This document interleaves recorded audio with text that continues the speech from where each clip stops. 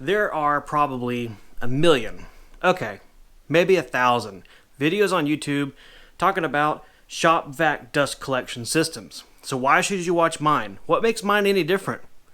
I'm going to show you the cheapest, easiest, fewest tools you need to have way to make your own PVC adapters to hook up your tools to your shop vac.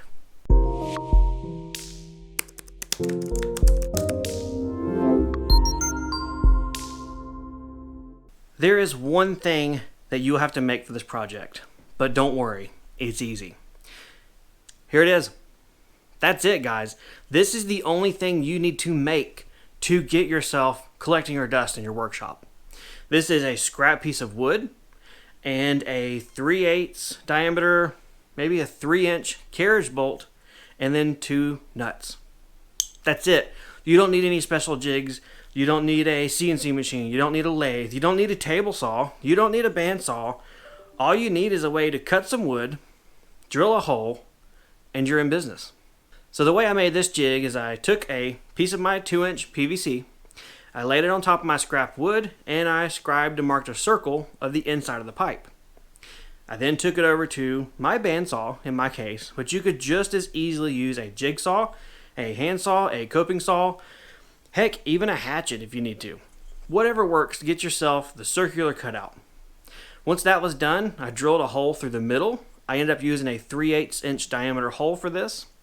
I then thread the carriage bolt on there and tighten down the nuts to give a secure lock together jig. That's it. I'm serious, guys, that's it. So how does this jig work? Basically, you push it into the end of your pipe that you have cut to whatever length you want. 2 to 3 inches is good.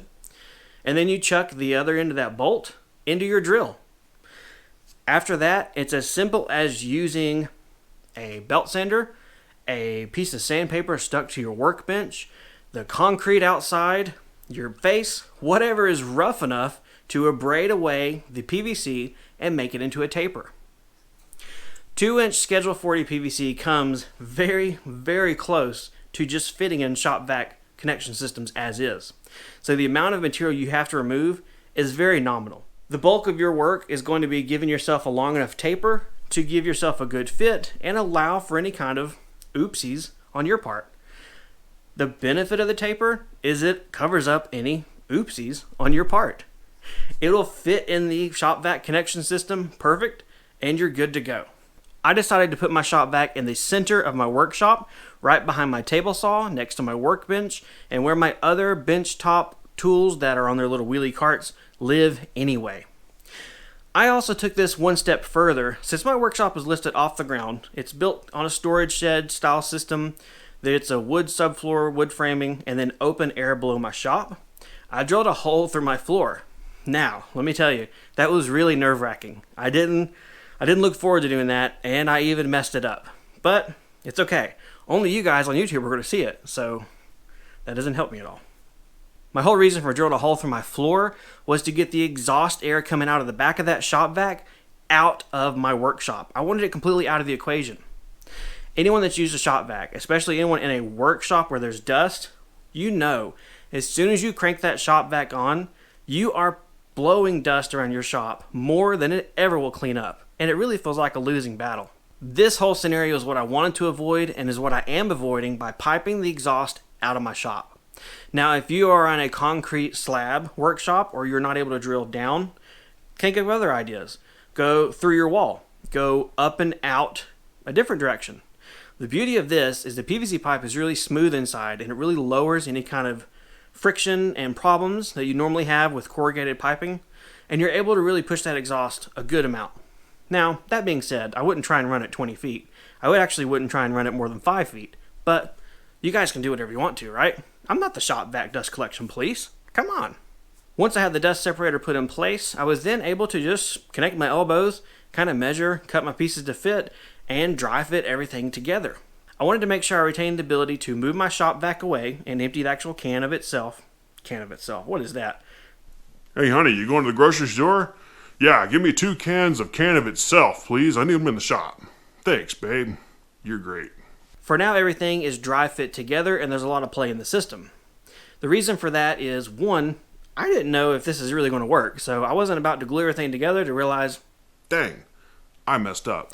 and 2, because I still need to have access to get to my shop vac to empty out the actual canister itself and empty out the dust separator as well. Over time, if I see this is a really rock solid situation, I'll probably glue some of the joints together, but I won't ever lock them all together.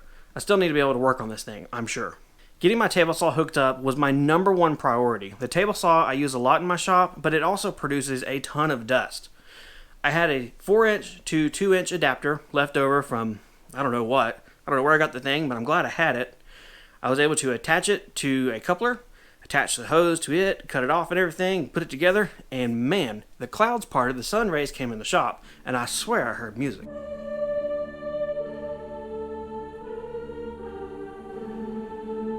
I ran it up to a T on the top of my dust separator because I want to have my table saw always plumbed in, but still have the option for hooking up my other tools as need be. For a temporary solution and, to be honest, I don't know if this is going to work. Let me just try it. This may be an epic fail and a waste of my time. I grabbed one of my clear plastic cups I use for mixing up epoxies, stuck it in the top of the T, turned it on, and blah! To my surprise and elation, it worked.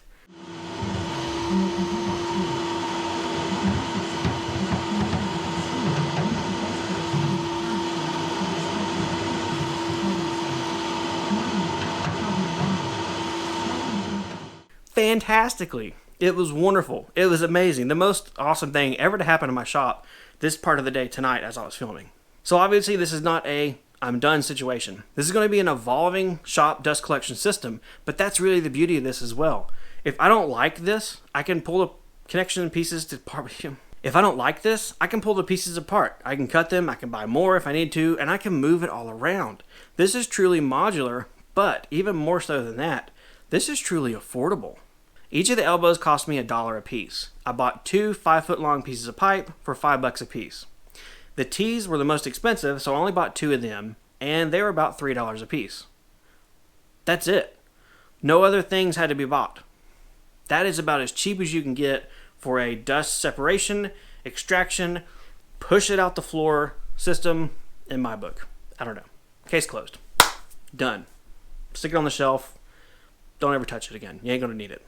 Obviously, this is an evolving system, and I'm not done. I need to finish out the top piping out of the dust separator, and even more so, I need to come up with a creative, affordable, easy solution for making blast gates. So to recap, you got to see the cheapest way to make shop vac to 2-inch PVC couplers, and your minds were blown. I know they were. Hopefully you've put them back together by now. If not, I'm sorry. You'll get there eventually. I hope you enjoyed this quick video. There is much more to come, so hit that subscribe button, hit that like button if you liked it, because I'm just getting started in my shop. I'm just getting started with my shop vac dust collection system, and we're going to have a lot more fun here on Samcraft.